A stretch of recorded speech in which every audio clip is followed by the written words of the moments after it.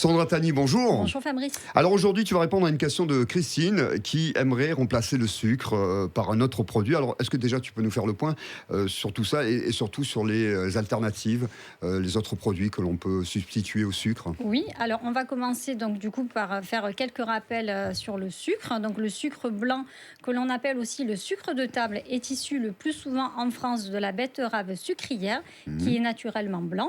Le sucre roux, lui, est issu de la canne à sucre. Il doit sa couleur et son goût grâce aux pigments qui le composent. On le trouve très souvent sous l'appellation cassonade. Et on trouve aussi le sucre dénommé la vergeoise, qui est le plus souvent utilisé en pâtisserie pour ses qualités organoleptiques. Mais attention, il provient de la betterave sucrière qui a été chauffée, caramélisée pour obtenir un sucre roux. Alors justement, tu nous parles du sucre roux. Il est moins sucré le sucre roux? Alors non, pas du tout. Que ce soit du sucre blanc ou du sucre roux, c'est 100% de saccharose, donc composé d'une molécule de fructose et de glucose.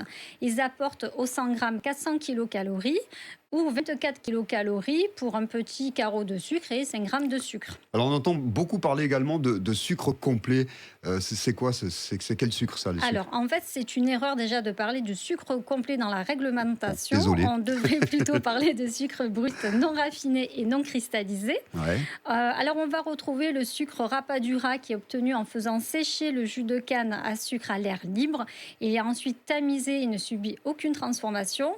Puis, on trouve le sucre muscovado originaire de l'île Maurice qui est obtenu après extraction du jus de la canne à sucre et la déshydratation par le chauffage. Alors quels sont les bienfaits des sucres complets?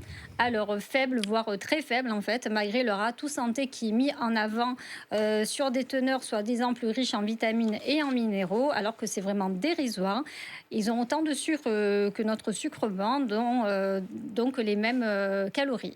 Alors les alternatives du sucre? Alors, du coup, on va effectivement miser sur le miel ou sur le sirop d'érable. C'est bon ça, L'avantage, ouais. oui, de ces deux produits est que le pourvoir sucrant est plus élevé, donc on va en mettre un petit peu moins pour avoir le même goût sucré.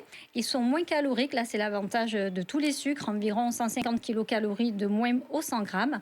On peut citer aussi le sucre de fleur de coco qui aura quasiment le même taux de sucre, mais qui aura un index glycémique plus bas. Est-ce que tu peux nous parler également des édulcorants? C'est Alors ça, hein? oui, rapidement, on va parler du sirop d'agave qui est un édulcorant en fait naturel. Mais je rappelle que la consommation importante d'édulcorants entretiennent l'appétence au goût sucré Ouais. et que l'ANSES dit qu'ils n'ont aucun intérêt sur le contrôle du poids. Alors Sandra, on fait quoi? Alors, Mais oui. que ce soit sucre blanc, sucre roux ou édulcorant, il faut non pas vouloir substituer le sucre, mais plutôt essayer de se déshabituer du goût sucré. Je rappelle que l'OMS préconise 25 grammes de sucre par jour, soit l'équivalent de 5 morceaux de sucre qui peut être rapidement atteint.